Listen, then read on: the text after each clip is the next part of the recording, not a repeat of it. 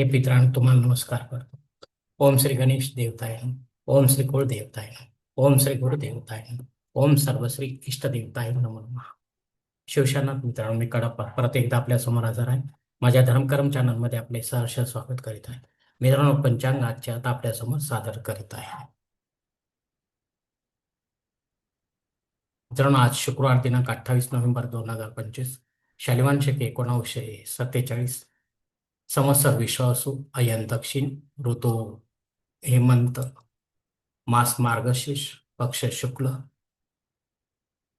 तिथे मित्रांनो आजची अष्टमी तिथी आहे. रात्री 12 वाजून 16 मिनिटांनंतर नवमी तिथीला सुरुवात होईल. वार शुक्रवार आहे. नक्षत्र मित्रांनो शततारका नक्षत्र आहे. उत्तर रात्री 2 वाजून 50 मिनिटांनंतर पूर्वा भाद्रपदा नक्षत्राला सुरुवात होईल. योग मित्रांनो व्याघात योग आहे. सकाळी 11 वाजून 5 मिनिटांनंतर हर्षणयोगाला सुरुवात होईल. करण मित्रांनो विष्टीकरण आहे. दुपारी 12 वाजून 29 मिनिटांनंतर भावकरणाला सुरुवात होईल आणि मध्यरात्री 12 वाजून 16 मिनिटांनंतर बालवकरणाला सुरुवात होईल. मित्रांनो,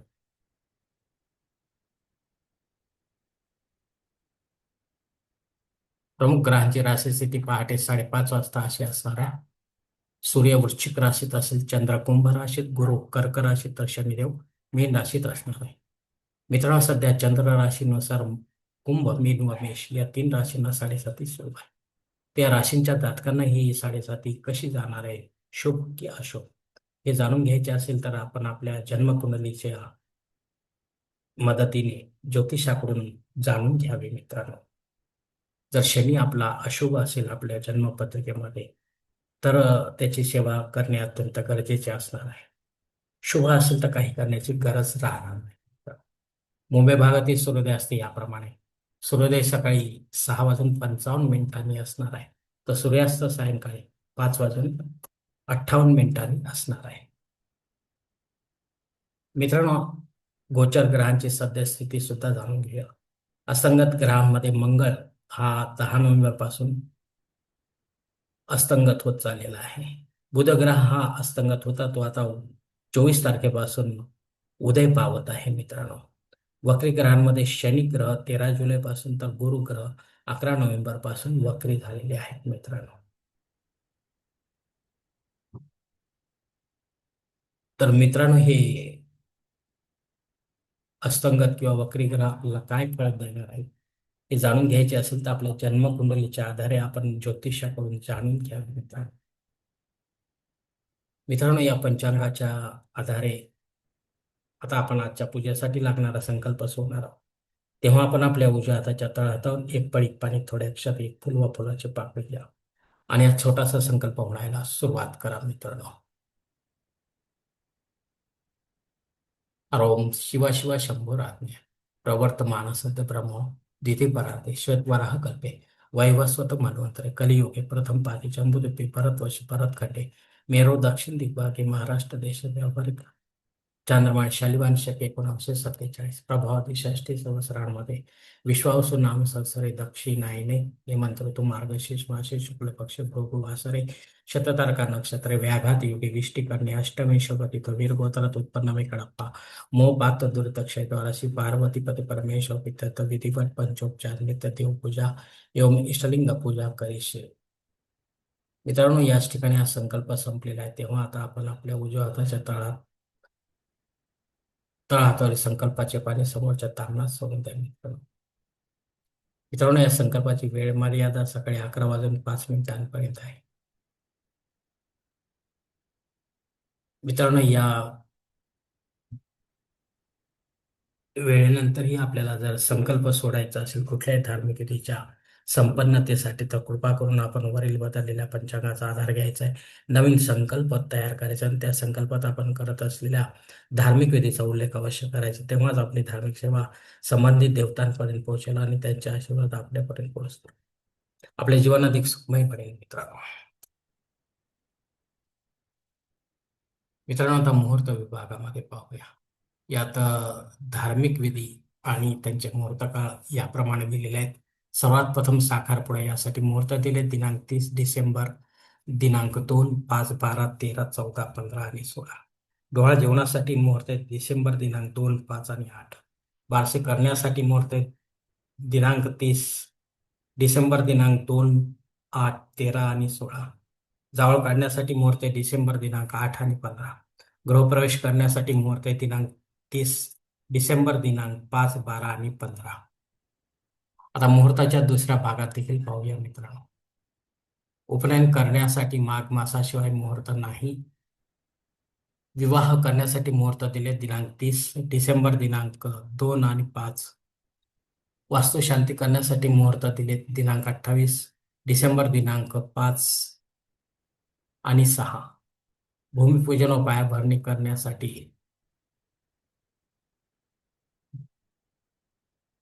मुहूर्त दिलेत. एकमेव मुहूर्त आहे मित्रांनो डिसेंबर दिनांक 3.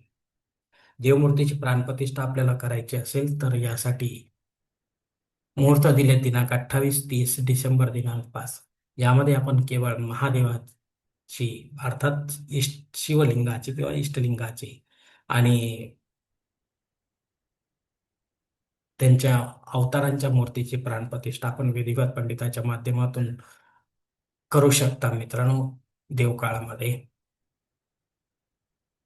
पण या प्राणप्रतिष्ठेनंतर आपल्याला दुसऱ्या दिवसापर्यंत या मूर्त्यांवर रुद्राभिषेक घेणे अत्यंत गरजेचे आहे. मराठी किंवा संस्कृत.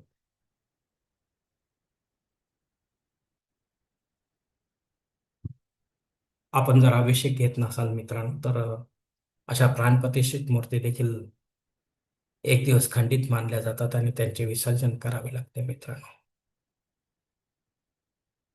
तेव्हा आपणा सर्वांना माझी नम्र विनंती की देवमूर्तीची आपल्या देवघरामध्ये जर गरज असेल तरच आपण त्याची व्यवस्था करावी, अन्यथा करू नये मित्रांनो. मित्रांनो, वरील काही मुहूर्तांच्या तारखेत वेळेची मर्यादा देखील असू शकते. कृपया ते जाणून घेण्यासाठी आपण मला कॉमेंट्स बॉक्समध्ये विचारावे किंवा योग्य पुरोहितास वा पंचांग धारकास संपर्क साधावा आणि मगच आपल्या जन्मकुंडलीच्या आधारे आपल्यासाठी योग्य असा मुहूर्त निवडावा, जेणेकरून आपल्या मुहूर्तांमध्ये कोणत्याही प्रकारची बाधा उत्पन्न होणार नाही आणि विधीचे पूर्णपणे फळ आपल्याला प्राप्त होईल मित्रांनो. आणि असा मुहूर्त जर आपल्याला मिळत नसेल तर मग मात्र आपण स्वतःहून किंवा पंडिताच्या माध्यमातून यापेक्षा वेगळा काही मुहूर्त निर्माण करण्याचा प्रयत्न करू नका. कारण मुळात तो मुहूर्त मुहूर्तच नसल्याने त्याचा आपल्याला काही एक उपयोग होणार नाही मित्रांनो.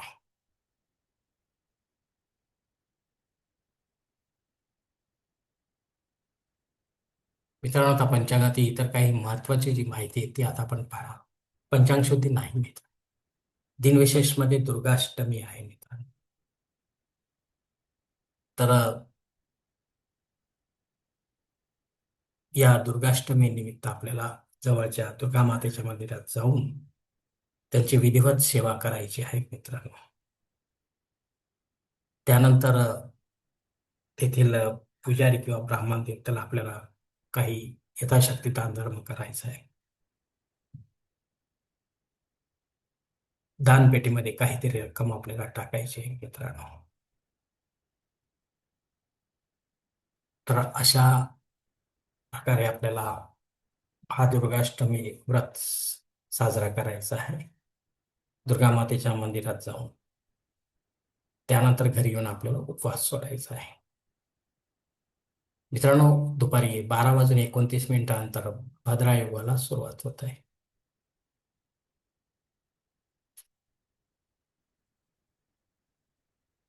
तर हा भद्रा योग मित्रांनो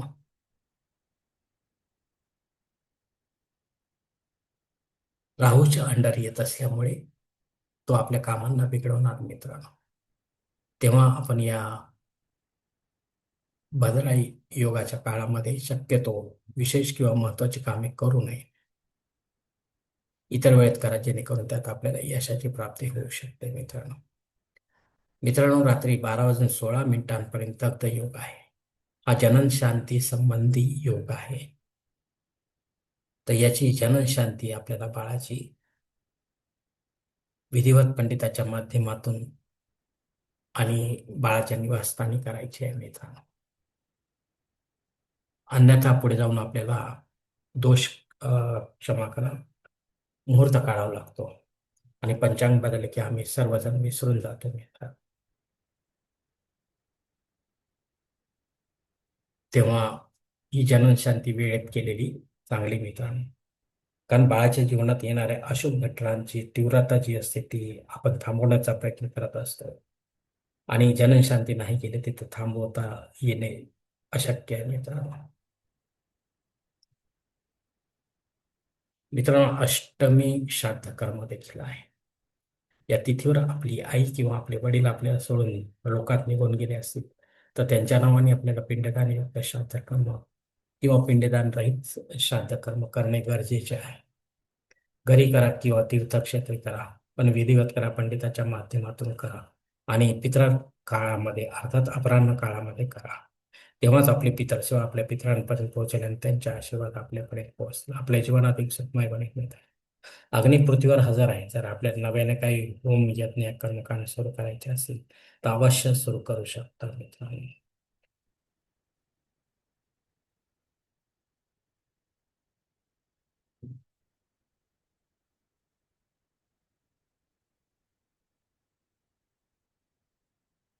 पण पुढे जाऊन ते जर बंद पडतील तर त्याचा दोष मात्र आपल्याला लागू शकतो.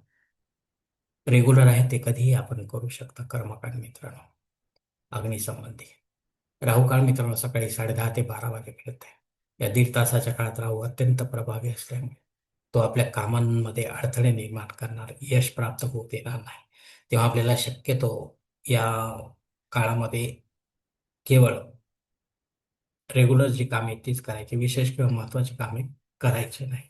अन्यथा आपल्याला अपयश प्राप्त होऊ शकते.